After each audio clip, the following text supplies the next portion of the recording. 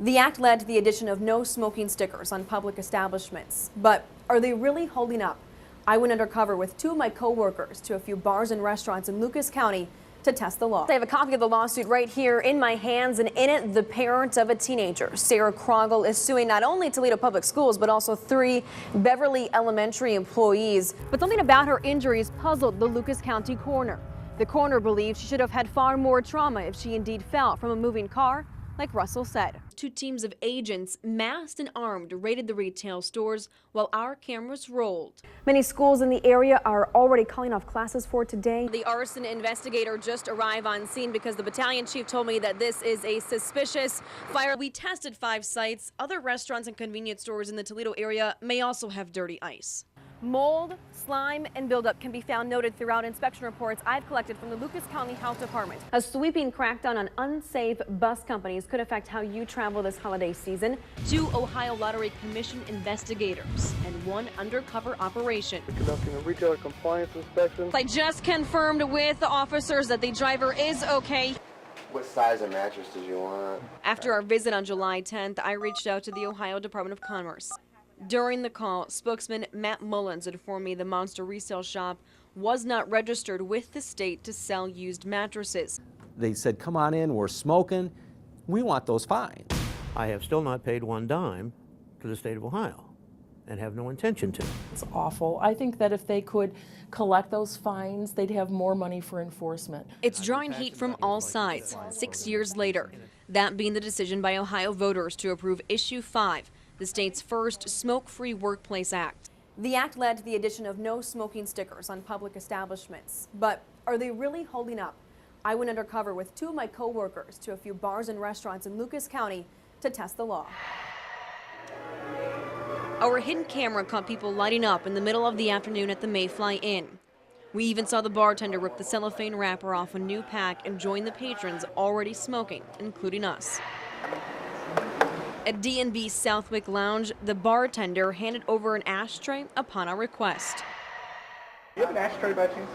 Drinks and filters go hand in hand at Still Delaney's Lounge. I've got one for you guys, though, seriously. The former owner, Bill Delaney himself, will tell you smoking is here to stay, no matter what the law is. We should have the same right as owners of our business. We allow it or we don't allow it. Our right. It's not his right. The bartender smoking. Found other patrons smoking. Longtime anti-tobacco advocate Holly Kowalczyk disagrees that it's his right, especially after eyeing this video caught on her hidden camera. It's not a right that's protected in any way by the laws of this land. Secondly, restaurant owners, bar owners have many, many regulations, many of them there for public health and safety. Out of 88 counties, Lucas County ranks 3rd in the state for repeat smoking violations. Still Delaney's Lounge owes more than $54,000 for failing to comply with the law. It sits second to the county's leading violator, Ripcord. It stands to lose nearly $60,000 from outstanding fines and possibly more. In 2010, the state attorney general's office filed an injunction against the bar in an attempt to get compliance and payment. The case is still being decided in Lucas County Court of Common Pleas. Health workers have investigated close to 2,000 smoking complaints since 2007 in Lucas County alone, issuing more than $300,000 in fines, but only pocketing $9,300 of that amount. And last year, it received just 1 payment of $90. In those cases, we've won them hands down. Lucas County Deputy Health Commissioner Larry Vasco remains confident the fines will be paid, but admits the process is slow. Personally, in our department's stance is, let's go after the liquor license, let's go after the tax returns, let's go after driver's licenses, let's go after whatever we have potential control over, and let's tie them up or get the money. We want to come to a bar and have a cigarette and a drink. Leave us alone. Who makes that choice that you don't get to grow up with them? It's a question this daughter has been asking her entire life for 31 years, trying to make sense of what happened the night her mother was found unconscious along the side of the road. I want them to find out why. What really happened. An unsolved mystery requiring investigators to take a step back in time.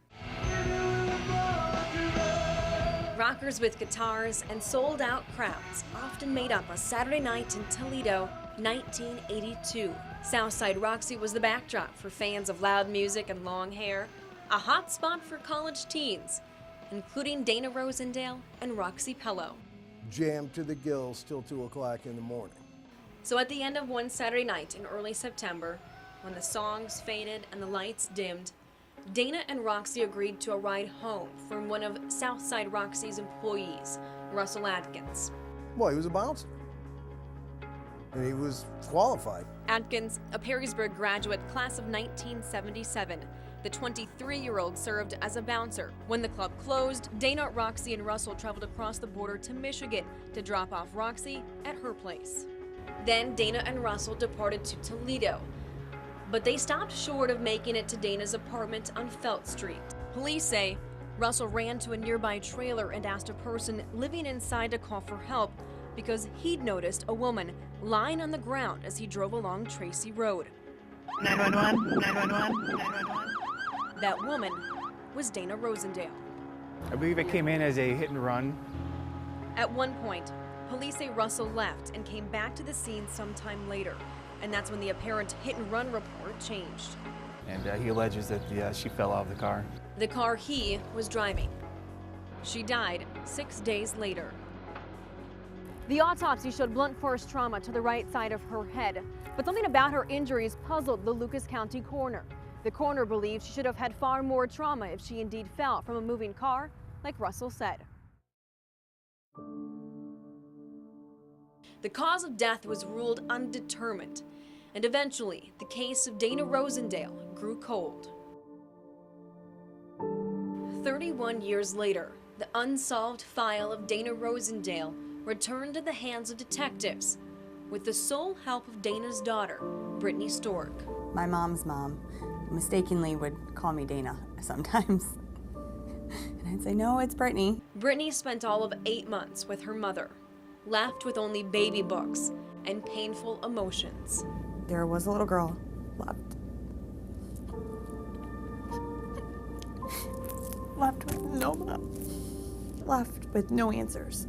Years of pain pushed her to put pressure on police. We admire her persistency, and we would like to be able to give her answers. But the answers haven't been quick to uncover. Russell Atkins lawyered up and Roxy Pello failed to appear for a polygraph in January. She stayed in a back room when our cameras paid her a visit at a cell phone store in Sandusky only weeks ago. We were told there would be no comment. With one decades-old police report and few leads, investigators were ultimately led to the Bloom Chapel Cemetery last month. This is very unusual, and this is only the second time we've done it. Surrounded by those Dana loved, her daughter, sister, and former boyfriend, Brittany's father, the 19-year-old's body was exhumed. And now with a second autopsy underway, the focus has shifted to Dana's bones. Given the time that's elapsed since her death, they may be able to have better access to bone to see if there's any indication of an instrument that might have been used. An instrument used. Perhaps nothing to do with Dana Rosendale falling out of a moving car? We're investigating an incident at this point, as opposed to starting with a preconceived notion. Only more time will tell. But whatever the coroner concludes, Brittany won't back down. And I said I would fight this till the day I'm gone. I would just keep fighting because she can't fight for herself. She's gone. Young girls that are recruited here. They're being groomed, forced into the prostitution. Attractive titles, provocative photos, risque ads, and law enforcement disclaimers. Pimps communicate through social media. All to promote one's services. FBI Supervisory Agent David Dustin. It's really changed the way we address this issue. At truck stops, hotels, motels, and rest areas. We like to keep an edge on the bad guys. To do that, one must play the part by baiting potential customers on Backpage, City Vibe, Exotic Review, Facebook, and Twitter, all sites police tell me men troll to buy sex. And it doesn't take long before the suspected Johns are dialing to set up their dirty secret. He knows the hotel but not the room number. But the secret will soon be exposed, courtesy of multiple law enforcement agencies fitted with surveillance, video recorders, and mics. Suspects at McDonald's. WTOL cameras set front row to the action at Rossford's Nights Inn, the center of Wood County's first sex sting of 2014. He's got the room number. Inside room 104, police wait for confirmation on the suspect's arrival from an outside agent. Inside you've got a black, looks like a Chevy pickup truck. The stakeouts in motion. Okay, that's gonna be S1. This man, we'll soon learn, is from Palmyra, Michigan. Okay, it's gonna be a couple more minutes. He talked for more than 15 minutes with an undercover female cop. He's jumped in the shower and cleaned up. Moments after, to his surprise, armed, masked, and black-dressed men barged in.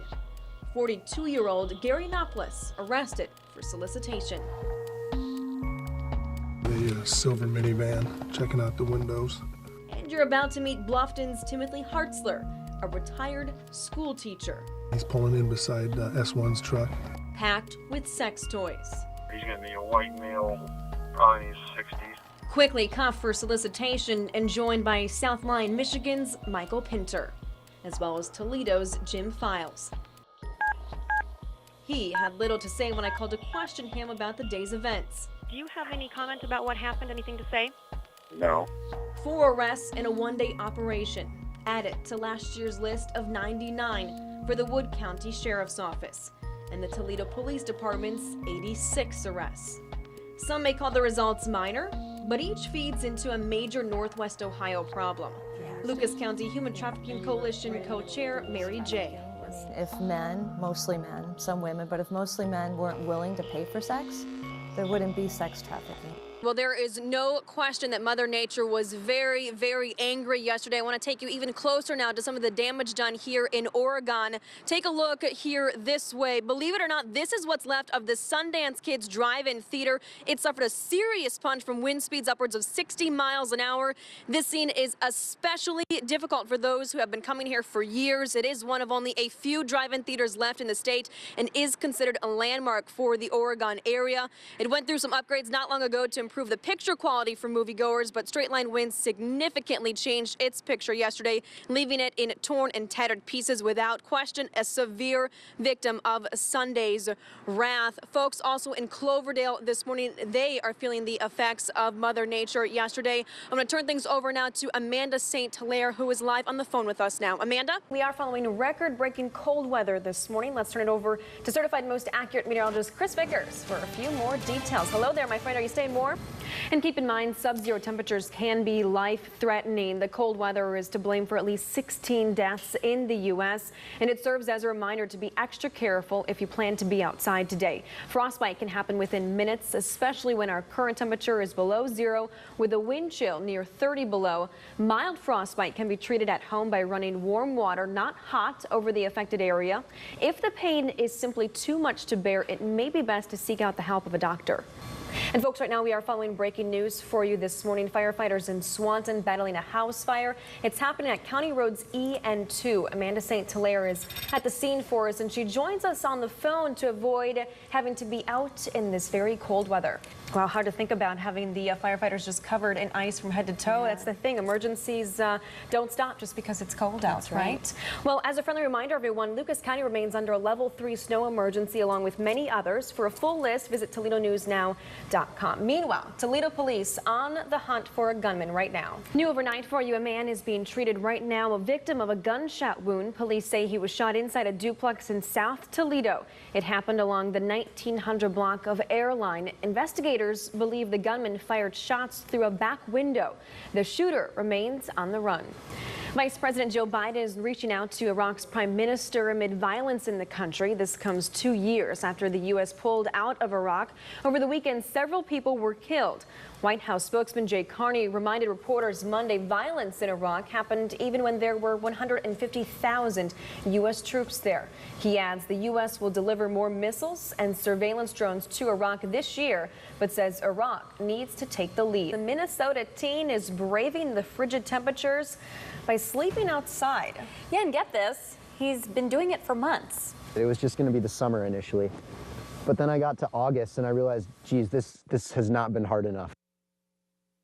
Really? Well, he started out in a platform in a tree, and then when winter hit, he built a snow tunnel. So how does he stay warm? Well, he says he just makes sure to bundle up with several layers. But I'm not still, sure I would take that advice. That's in Duluth, Minnesota. I'm telling you, I used to live in Minnesota. It is very, very chilly. He actually plans on doing it for a whole year.